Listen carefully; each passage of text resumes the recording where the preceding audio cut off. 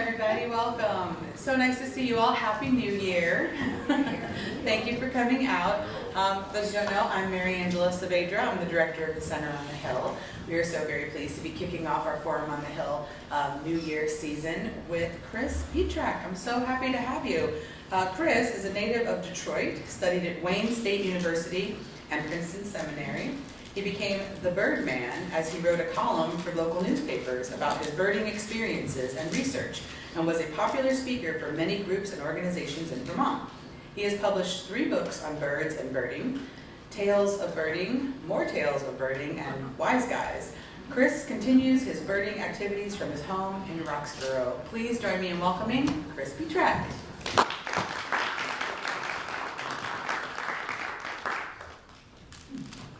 Thank you. Talking this afternoon on the birth of American Ornithology in Philadelphia. Ornithology is the study of birds. And I've been a birding hobbyist for many years. And in Philadelphia, I still do that, but traffic kind of restricts me some, so I do more of it at the desk now. Last year I did, or a year and a half ago, I did a book, Wise Guys, which was on the crow family. And in the process of doing that, I kept coming up with Philadelphia. And so that then led me into what is today. And what I thought was going to be initially a relatively short paper is gradually evolving into a full-length book, which may get done later today, or later this year, but not today. Much more to go. How many people know the name of Audubon? How many people know the name of Alexander Wilson? A few. We'll try to correct that a little bit today. Ornithology in Philadelphia, the 2 key figures are Alexander Wilson and John James Audubon. Now, Philadelphia in the 18th century was the cultural, commercial, and scientific center of the colonies and the fledgling United States, and it held that position well into the 1800s. It was the home of some of the first institutions of their kind in the United States. Benjamin Franklin in 1731 founded the Library Company of Philadelphia, the first lending library in the country, and you can still see the facade of that building down on 5th Street. It was the first lending library. They bought a lot of books from England, all of them in English, and became a real resource for many different types of study. A few years after that, again under the leadership of Franklin, the American Philosophical Society, the full name, American Philosophical Society, held at Philadelphia for promoting useful knowledge, was organized by Franklin and some others, and he was the first president. Both of those, the first institutions of their kind in the country. The Academy of Natural Sciences was founded in 1812 by 7 Philadelphians, 3 of them with European scientific training, 4 well-established businessmen, and that continues to be the oldest natural sciences research institution in the Americas. It quickly elected additional naturalists to its membership and as corresponding members, and very quickly became a place for the deposit of plants and animals that were collected on exploratory expeditions in North America. We all know Benjamin Franklin. He was the most famous citizen of the American colonies, and world-renowned, if we limit the world to Europe and North America, world-renowned scientist, famous for his experiments in electricity and all kinds of other inquiries. While he was scientist and ambassador in England and Europe, he communed with all of the leading scientists of his days.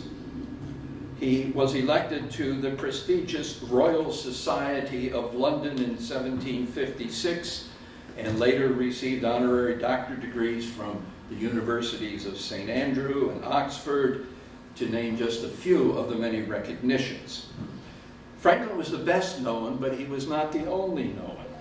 John Bartram was a Quaker, considered himself a simple farmer, but he wandered extensively through the Pennsylvania woods that still surrounded his home south of Philadelphia, collecting mainly plants. He did a long exploratory excursion in the South Atlantic coastal colonies, collected plants and their seeds, sent many specimens to Europe, created the first botanical garden in America, Bartram's Gardens, still there. He made his hobby into a thriving business selling seeds to English and European gardeners. And the Swedish botanist and taxonomist Carl Linnaeus considered him the greatest natural botanist in the world. And he was also one of the original members of the American Philosophical Society. And just a quick mention of the Franklinia, which he found in, I think it was in Georgia, saved the seeds. It's now extinct in the wild, but there is one growing at Bartram's Gardens. I made a trip there this August to get it in bloom. Really is marvelous. His son, William Bartram, also traveled extensively in the South and published travels through North and South Carolina, Georgia, East and West Florida, the Cherokee country, etc. Published it in 1791. Bartram's Travels is still in print after all this time. It is a scientific, botanical, anthropological resource even today. In that book, he listed a total of 215 species of birds. And he also noted when they arrived here in the spring, when they left in the fall, and which ones stayed all year round and bred here.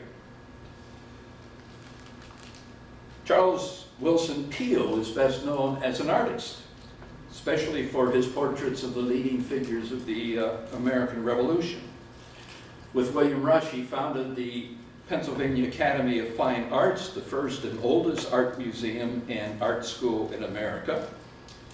Peale was also a soldier, politician, scientist, inventor, and naturalist.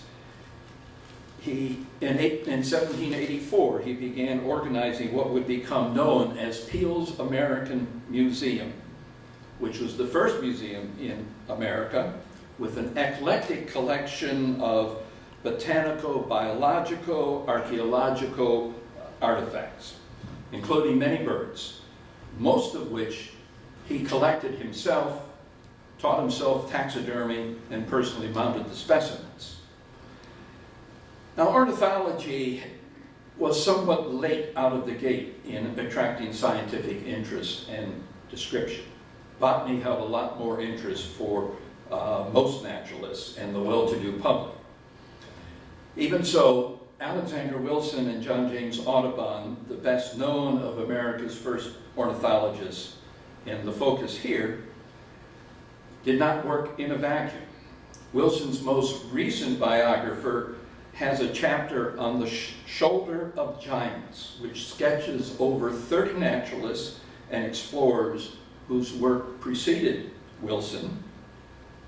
Wilson had access to their work in the Library Company of Philadelphia, the American Philosophical Society, and some private libraries. He cited over 25 works on ornithology when he wrote his American Ornithology. He cited William Barton 62 times. And these resources were also available to Audubon. I just mentioned one of those predecessors. His name was Mark Catesby.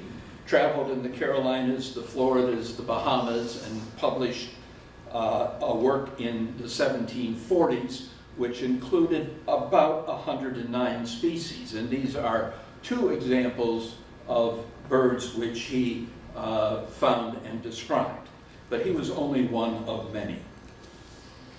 So Alexander Wilson, considered the father of North American ornithology. He was born in Scotland, became an apprentice weaver at 13, eked out a living as a peddler. One of the things he tried to peddle was a book of his own poetry. It did not sell very well, probably because the poetry wasn't very good. His poetry and his prose often addressed social problems resulting from the Industrial Revolution. And at one point, he tried to extort money from a mill owner not to publish what might be called a muckraking piece. Here we go, catch up. Alexander Wilson. He was jailed for his efforts. In 1794, at the age of 28, he left England for America, and I suspect he might have done it about one step ahead of the sheriff. He landed in Newcastle, Delaware, with little more, literally little more than the clothes on his back and a fowling gun. He had a few shillings in his pocket. He walked to Philadelphia, and along the way he collected. And when we talk about collecting, we're talking about shooting and killing his first American bird. It was a red-headed woodpecker, and he was astounded at the beauty of this bird. And as he continued observing things, he was taken with the general beauty of the birds in North America. Alexander Wilson, the young weaver, peddler, poet, blackmailer, and political rabble-rouser, began a whole new course in America. But it took him a decade to find his focus. He tried printing, weaving, day labor, and peddling. He taught for a few years in Millstown, roughly North Philadelphia area, as a school teacher, and then taught in a couple of other places. During these years of drifting, he also managed to establish some relationships with some of the most prominent and educated men in Philadelphia. These men recognized talent and encouraged him. Eventually, he landed more or less permanently at Grays Ferry, a short distance from Bartram's garden. He met William Bartram in 1802. Bartram taught him the rudiments of ornithology and natural history and gave Wilson access to his library. And as Wilson went through some of these books, he recognized just from his own wandering and observations that these Europeans were wrong about a lot of things, and that was a motivation. Sometime around 1803, he got the audacious idea of creating a book which would document all of the birds of America.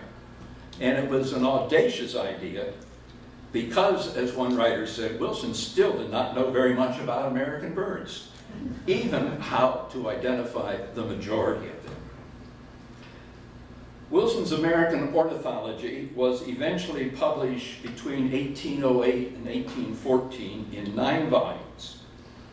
In addition to having to learn the birds, Wilson had to learn how to draw, paint, and engrave.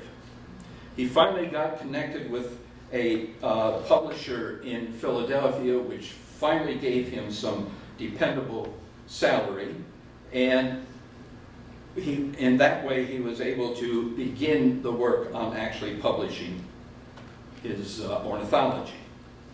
Once the first volume was published, he again became an itinerant peddler. I've got to catch up here. There's Wilson, painted by Thomas Sully. So he began itinerating first through New England, selling subscriptions, then through the southern states. And then in 1810, he set out from Philadelphia in January for Pittsburgh, 250 miles away, traveled 700 miles down the Ohio River by small boat, another 1,000 miles by horse to New Orleans. On this, in addition to selling subscriptions, he collected many additional specimens and made extensive notes.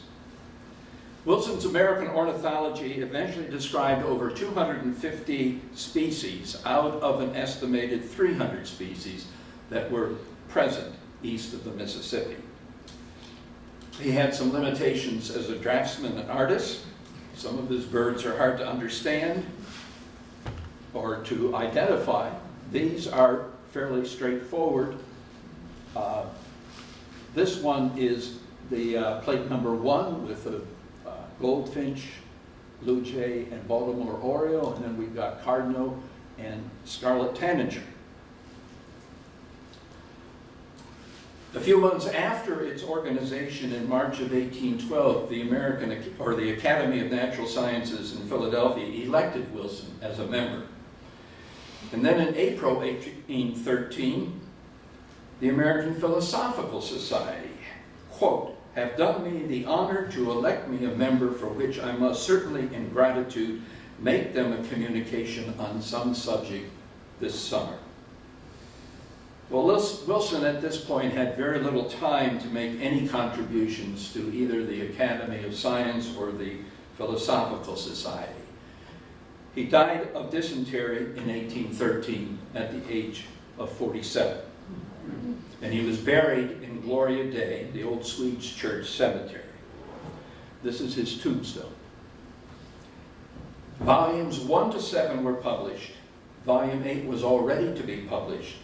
Volume 9 was in note form only.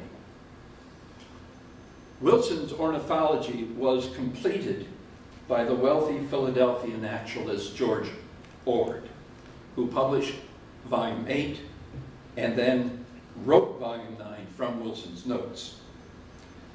The completed American Ornithology included 79 colored plates. Ord then, in the 1820s, published a second edition where he had revised the order of Wilson's birds and made some corrections. Ord has been described as a long-faced, quarrelsome, wealthy dilettante, known for his rudeness and with no heart for friendship. But he was also an accomplished ornithologist and naturalist. In addition to his work on Wilson's ornithology, he published the first scientific descriptions of things like the pronghorn antelope, the grizzly bear, and many others. And he was a strong proponent of peer review of scientific papers, something that is, essential to academic work today.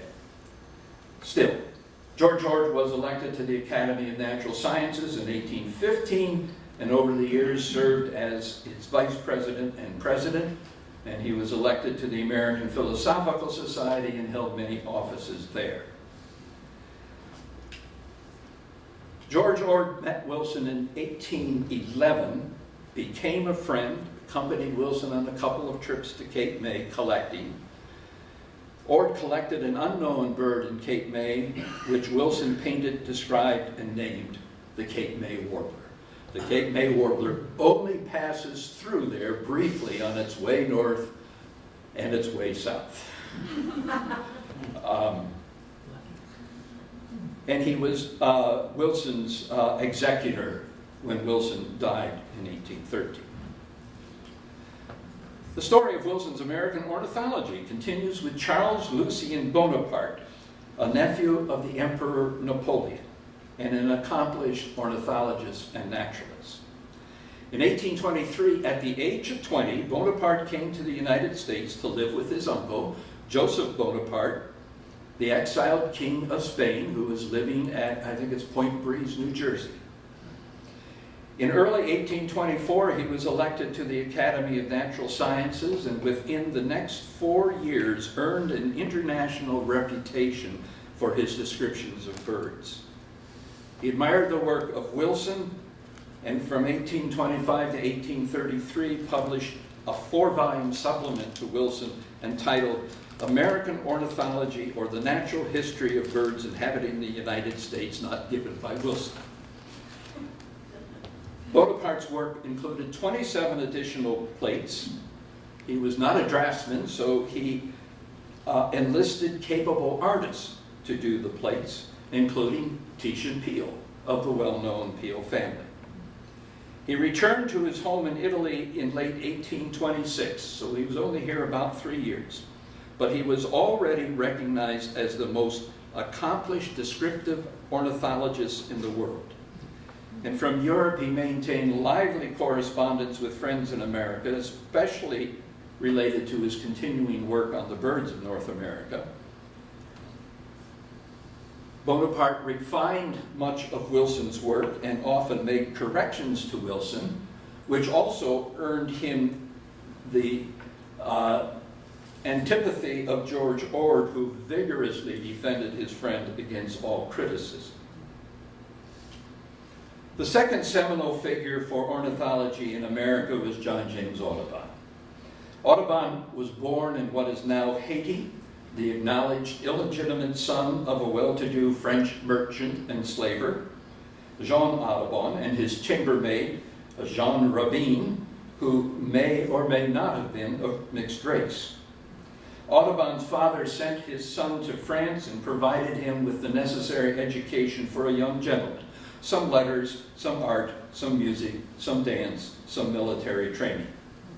But as Napoleon's need for cannon fodder grew, the 18-year-old Audubon was shipped to America by his father in 1803 to avoid the draft. Audubon went to his father's estate, Mill Grove, outside of Philadelphia, still there. There he did some farming, dabbled in developing a lead mine on the estate, met Lucy Bakewell at a neighboring farm, and eventually won her father's permission to marry. But what this young gentleman enjoyed most was wandering through the Pennsylvania woods. He hunted, collected, and drew birds and studied their habitats. He was curious as to whether the phoebe nesting on one of his buildings, a tiny little gray flycatcher, whether it would return to the same place the next year. So he caught it, he tied a colored thread around one leg. The banded bird returned. And this was the first recorded bird banding, now a staple in bird research. To earn a living, Audubon headed towards towards Pittsburgh, worked his way down the river, establishing and reestablishing himself as a merchant. He was most successful in Henderson, Kentucky, where he was a general merchandiser and mill owner. There was a financial crash in 1819 that sent him into bankruptcy and debtor's prison.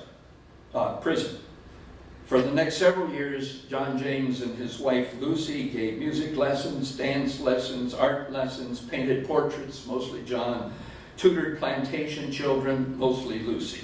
And all the while, Audubon continued collecting birds and refining his artistic skills and creating quite a sizable portfolio of bird paintings.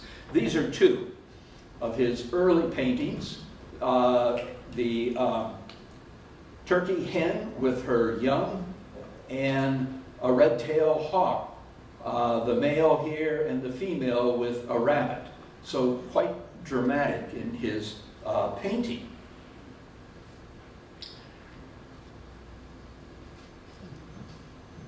And he developed a particular way of pinning birds to a board in order to get them in their natural position. Eventually, he decided to publish The Birds of America, and the obvious place to do so was in Philadelphia.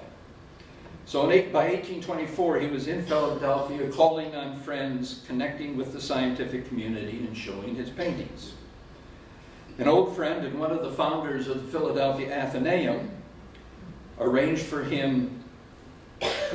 access for him to the Athenaeum and to the library of the Philosophical Society.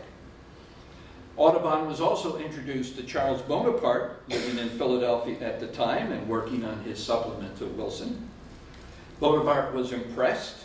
He took him to a meeting of the Academy of Sciences where Audubon showed his paintings to generally good acclaim. And these figures painted before that time may have been, or probably were in the portfolio that Audubon had then. Then George Ord entered the scene. Ord was vice president of the Academy. He viciously ridiculed the paintings, considered Audubon a backcountry upstart who romanticized the subject matter. He disliked the contorted poses of some birds, like this great blue heron. He objected to mingling plants and birds, like this one with the downy woodpecker and the flowering vine. And he accused Audubon of copying some of Wilson's drawings. Bonaparte proposed Audubon for membership in the Academy. Ord successfully blocked him. Audubon was unable to find a publisher in Philadelphia or New York. It was suggested that he go to France. By Bonaparte, he went to Britain. In Britain, the scientific community welcomed Audubon enthusiastically. Audubon proved adept at promoting his work and himself. As adept at promoting himself and his work as he was in creating it. He was the quintessential backwoodsman. And he played that role deliberately and effectively. Audubon was able to connect with the finest engraver in London and began publishing what would eventually be 435 hand-colored plates of the birds of America. They were sold by subscription. He was elected as a Fellow of the Royal Society of Edinburgh, the first of many recognitions and honors he would receive. In the years immediately after his rejection, members of the Academy of Natural Sciences had opportunities to view some of his first plates, but they refused to subscribe.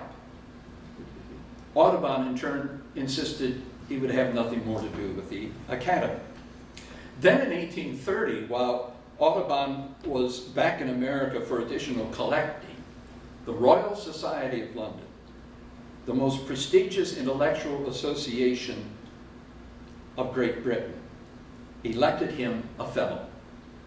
Up to that time, the only other American to be honored as an FRS, Fellow of the Royal Society, was Benjamin Franklin. Now, I can only imagine the chagrin of the Academy of Natural Sciences when they learned of Audubon's prestigious recognition.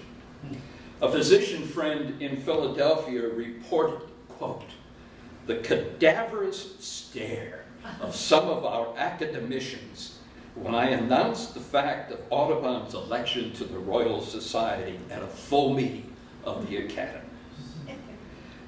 Again, he was proposed for membership and this time accepted, though George Ord still objected. Two more paintings of his, of a double-crested cormorant, which you can see generally in the spring, summer, and fall, drying its wings down on the Schuylkill River by the waterworks. And the wood duck, which congregates down by Valley Green Inn, especially in the fall. I think I've counted as many as 50 or 60 down there, and then again in the spring. Audubon and Wilson met once in 1810 in Louisville, Kentucky. Wilson was traveling looking for birds and selling subscriptions. He makes a brief reference to this meeting in his journal, in which he says he was examined Mr. A's drawing in crayon, quite good, and went this afternoon shooting with Mr. A. Years after the fact, Audubon said that Wilson came in with 2 vines under his arm, and he was quite impressed by them, almost ready to subscribe, until his partner said, "Don't do it," in French. "Don't do that, your paintings are much better." So he did, and that kind of miffed, according to Audubon, that kind of miffed Wilson. Audubon was never beyond making things somewhat more imaginative than they really were. What is certain is that this single meeting led to a kind of rivalry between Wilson and Audubon, or really between Wilson's friends, because Wilson died early, and Audubon. Wilson's ornithology included a drawing of a small-headed flycatcher. Audubon claimed that he collected this bird in Kentucky in 1808 and made a drawing of it and showed the drawing to Wilson, who made a copy of his own. Wilson, when he published, said that this small-headed flycatcher, he had collected several of them in a New Jersey swamp. So, did they one copy from the other? What was the situation? We don't really know, because today nobody knows what that bird is or was. Nobody has been able to identify a small-headed flycatcher since Audubon or Wilson collected it in Kentucky or New Jersey or both. There you go. So even though Wilson was dead for 10 years, he was stoutly defended by Ord. And there are some of Audubon's paintings that do bear a remarkable similarity to Wilson's. The bald eagle is one such example, although that could have been based on Peale's specimen in his museum. But take a look at these two red-winged blackbirds. They're practically the same. And that has led one author to say, why Audubon, an infinitely superior draftsman, should have been tempted to copy Wilson is mysterious. But the resemblance of some of his birds and the indisputably prior drawing by Wilson of these species is beyond coincidence. So anyway, the birth of American ornithology. Philadelphia provided the rich intellectual setting for Alexander Wilson's extraordinary contribution to ornithology and science. And here's the title page of the edition that George Ord published in 1828. American Ornithology was the first major scientific work published in America. It was a completely American project, researched, written, engraved, and printed in America. And it was done without a wealthy backer. Wilson is rightly considered the father of American ornithology for any number of reasons. He classified all the species he described according to the accepted taxonomic system. He illustrated all the specimens he described. He introduced a scientific method to his study, dissecting in order to explore diet and physical relationships. He included his personal observations of behavior and habitat. By his subscriptions, he demonstrated that the public had an interest in birds and that there was an economic viability of publishing for the middle class. Their recent biographers summarized Wilson's impact this way. Wilson, naturalist, scientist, and artist, had not only established scientific ornithology in the United States, but had also set a new standard for illustration of nature, had set a new standard for scientific description, and had elevated nature writing to a distinctly American tradition. Wilson could not have done that, what he did for science and ornithology, without having had the good fortune of landing in Philadelphia. He relied heavily on the library of the Philosophical Society, the personal library of William Bartram. His species often drew on specimens from Peale's museum. Audubon, the second of the great early ornithologists, his Birds of America was also sold by subscription. Initially, it was the engravings that were sold to well-to-do people with an interest in science, mostly in England. By this time, when he was publishing in the late 1820s, 1830s, he was a friend and frequent correspondent with Charles Bonaparte, who wrote to him, "Your work is too expensive for Republicans." The Republicans, small r.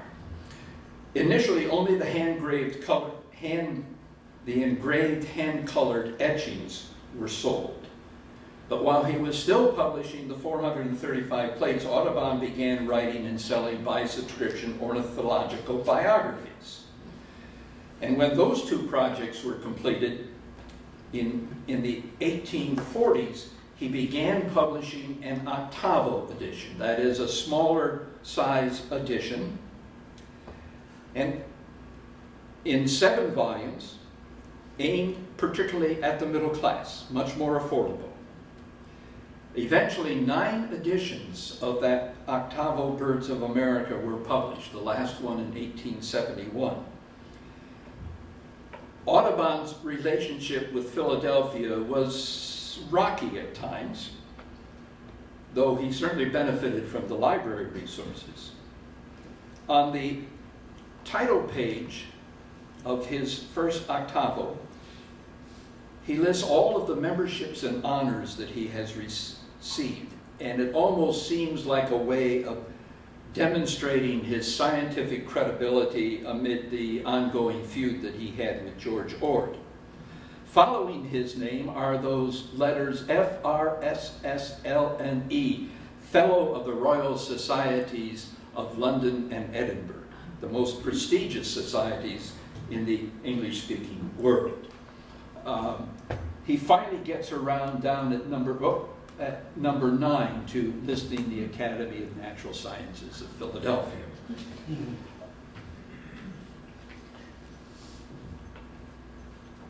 There was a distinctive American contribution that these men made.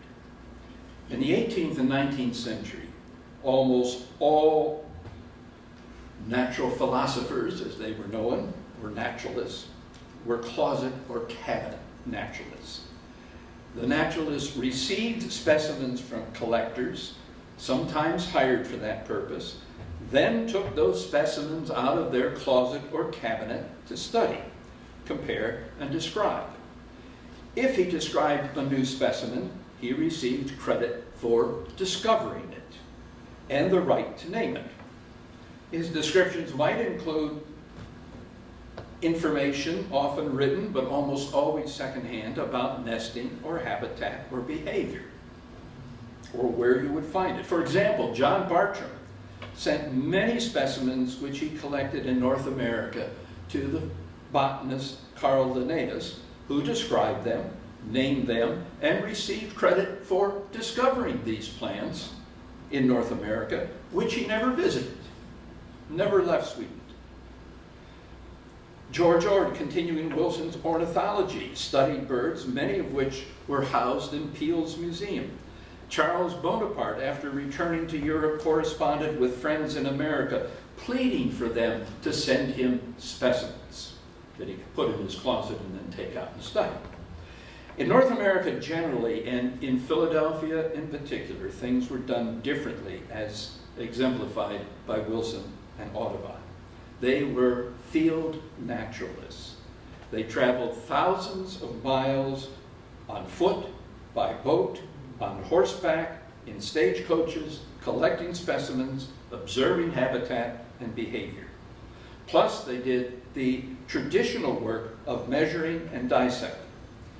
They drew their bird specimens, described them physically, and most importantly, told the life history of the birds based on first-hand observations, occasionally some first-hand observations of others, but people they knew to be capable field naturalists. This welding of field science with closet science was fitful to be sure. Audubon, a field naturalist, became resentful of closet naturalists pumping him for information, but never gathering their own information firsthand. And he was referring here in part to his on and off friends, Charles Bonaparte.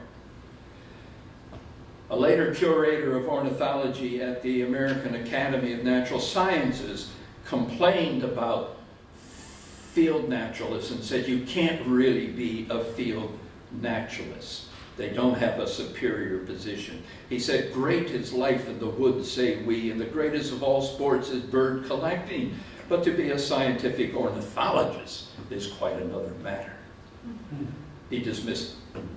Nevertheless, Wilson, Audubon, the Academy of Natural Sciences, many of the Academy's members and the naturalists they sponsored or recommended for exploratory expeditions established the role of field science, of field study in science. Today, we take the work of field biologists, field ornithologists, field scientists for granted. In ornithology, academic scientists with PhDs go into the field to study birds and gather data later for analysis in their labs. They also draw on citizen scientists, the skilled and the semi-skilled, but not academically trained, who conduct Christmas bird counts, winter bird feeder counts, breeding bird surveys and atlases, who report their sightings on eBird that goes into a massive data bank to study populations. The written work of Wilson and Audubon, based on their fieldwork, was revolutionary. They were helped along by the revolutionary cultural and inquisitive context of Philadelphia. Field science is a distinctively American contribution to science, and Philadelphia led the way. I'm going to add one other little note. Wilson, based in Philadelphia as he was, up to the time of his death, sold 70 subscriptions to his American Ornithology to Philadelphians. In 16 days in New Orleans, he sold 60 copies. So not everybody in Philadelphia. Anyway, thank you very much.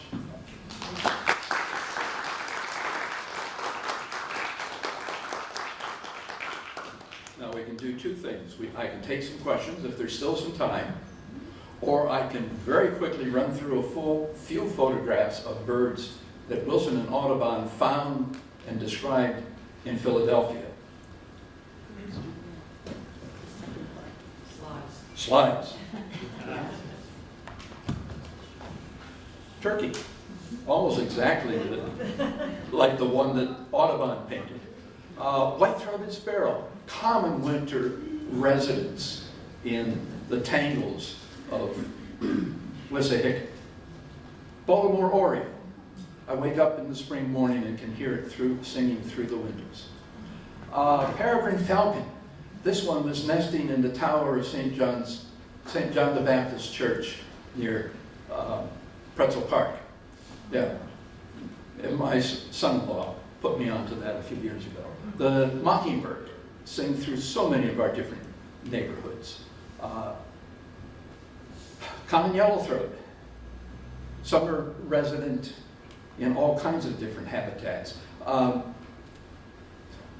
American goldfinch, yellow warbler. These photos are, with the exception of Turkey, are all from the Philadelphia area. Carolina wren stays around all year, sings all through the year. You gotta love any bird that will sing in the middle of winter. Osprey.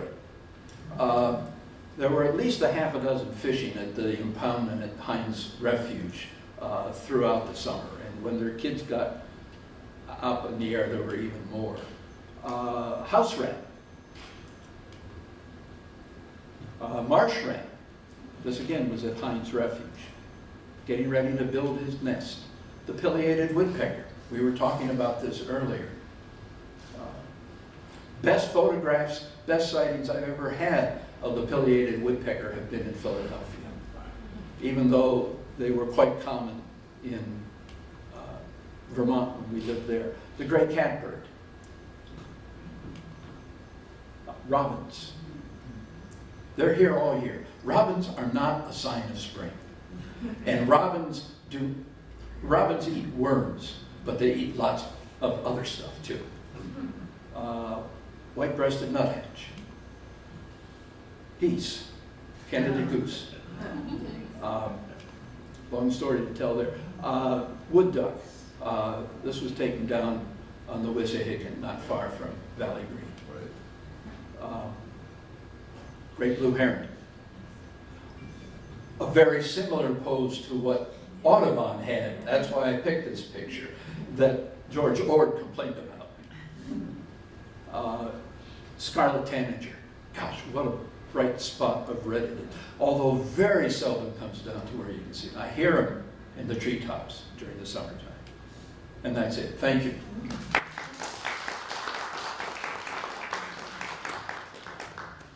Thank you so much for being with us today. Thank you all for coming for this very interesting talk. And yes, he'll be around. We still have about 10 minutes left, so please feel free to enjoy some more refreshments and stop and talk to Chris. Angela, can I ask just one question? Of course. Personally, Oh, yeah. I'm just, this is a new world to me. It's not a new world to a lot of people in the room, but kind of, if I'm interested in taking an initial step, kind of what would I do? Probably need a good guidebook. Okay. And there are a lot of them, but when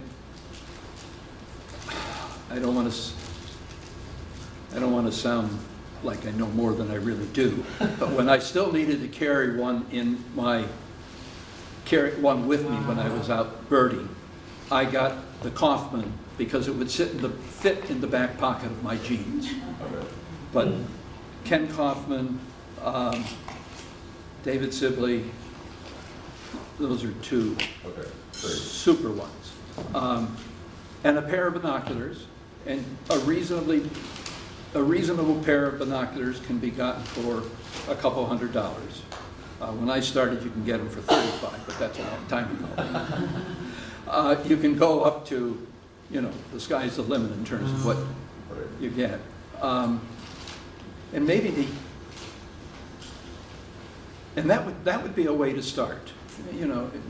You keep those things with you, or you go out walking, or if any of you are, and I'm not anymore, I don't have my own home, so I can't put out bird feeders, but bird feeders are a great way to get the birds. There are 3 common birds that you will see, the pigeon, the starling, and the house sparrow.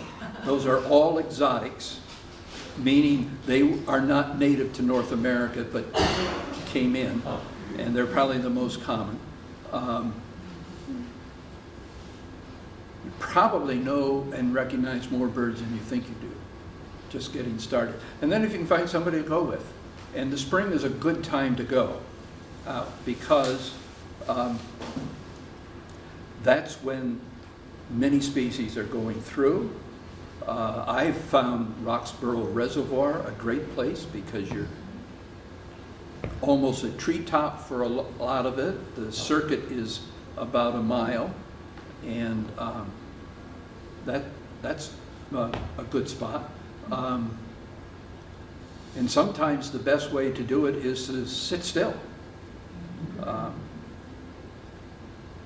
The one time I did some birding with David Sibley, that's what he talked about. He came out, we had a group, and he took us out to the edge of a big field, and we just stood there.